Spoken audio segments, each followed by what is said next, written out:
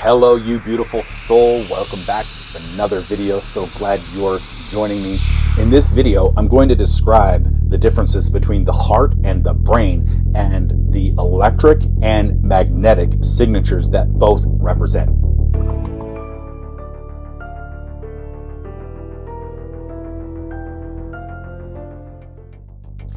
The heart emits a significantly larger, more powerful electromagnetic field than the brain. Here's how they compare. First, I'm going to start with the electrical field comparison.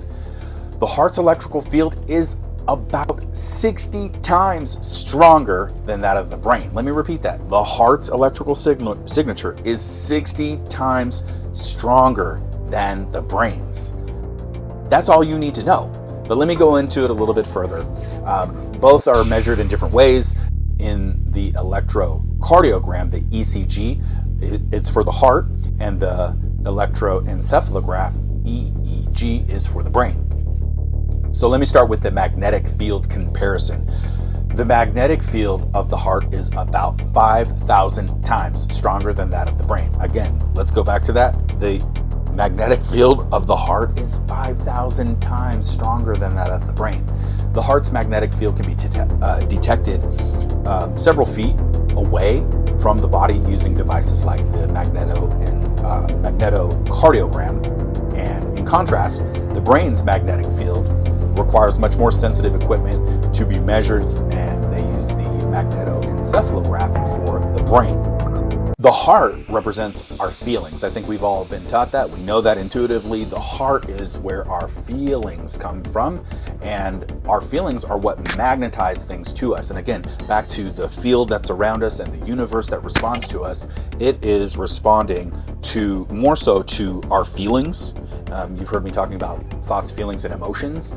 It is responding to our feelings more so than just thoughts. So our feelings are what pull things into us, and our thoughts are what generally we project outward. The heart is much more powerful and has a greater electric and magnetic signature than the brain. And you may have heard me say this before, but when I talk about heart-brain coherence, it is absolutely important to know that the heart is sending way more information to the brain than the brain to the heart, and that is where all of us have been fooled and been duped. We think that the brain is the center of all the activity in our body, but it's actually the heart. The heart has so much more. The heart has neurons in it, just like the brain, and it has a lot more activity, a lot more electric and magnetic activity. So we have to really, really, really guard our hearts and be aware of our feelings, because that is what is speaking to the field that's around us that connects all of us. So we have to really, really focus on our thoughts, our feelings, and our emotions. And that's why I do the guided meditations that get you right in alignment with what you're really trying to do, get you into alignment with your heart. And we do the heart-brain coherence exercises, which immediately begin to shift the outcomes that are in people's lives. So here are the numerical values for the heart and the brain. First, we're going to start with the electric potentials.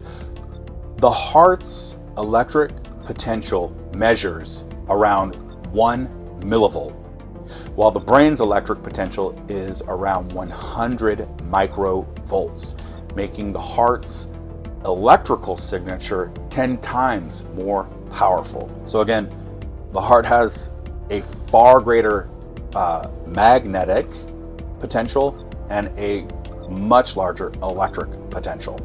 And I love this because this is simply the scientific way to explain what's going on between the heart and the brain, and more importantly, more esoteric.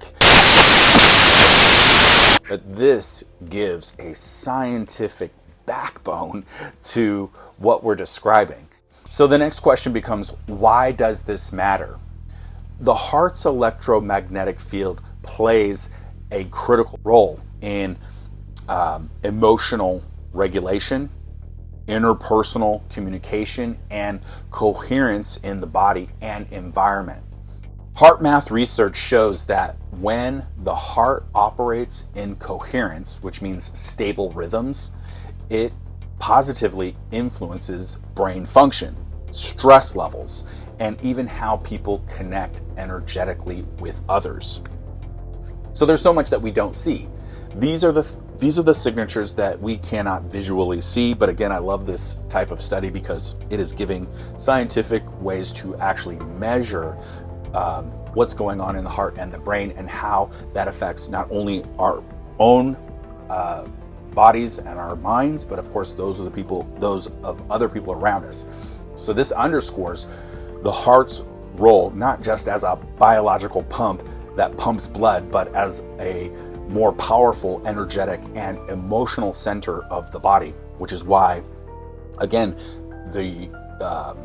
what I do has much to do with the heart, focusing again on the heart and the brain coherence and getting those to sync up to really, really direct and pull in the outcomes that you're looking for.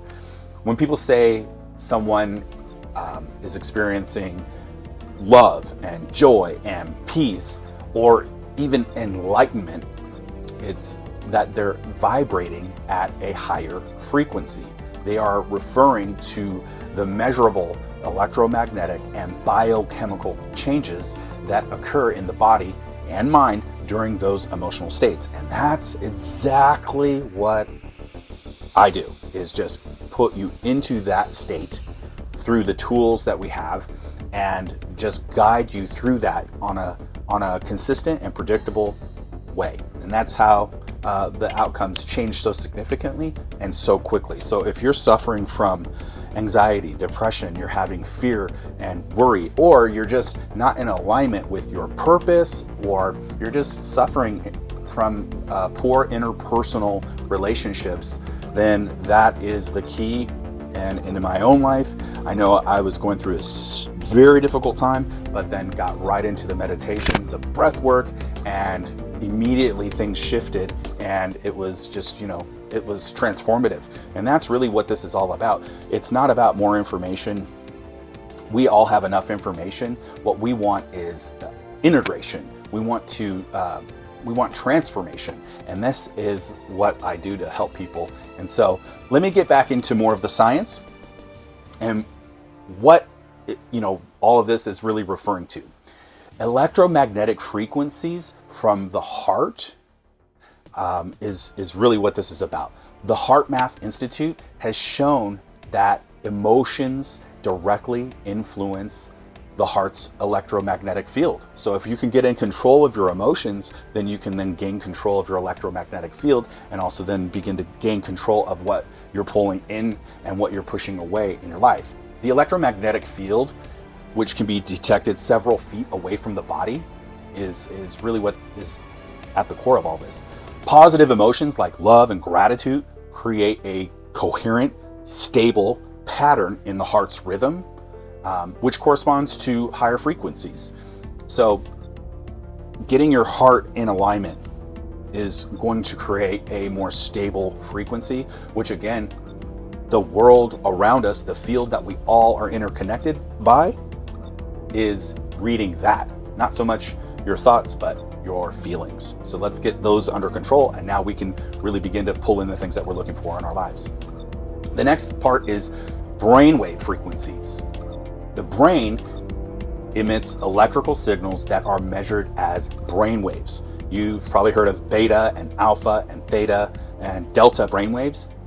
These states of peace and joy and meditation often correlate with slower brainwaves like alpha and theta, which promote creativity, they promote clarity and emotional stability.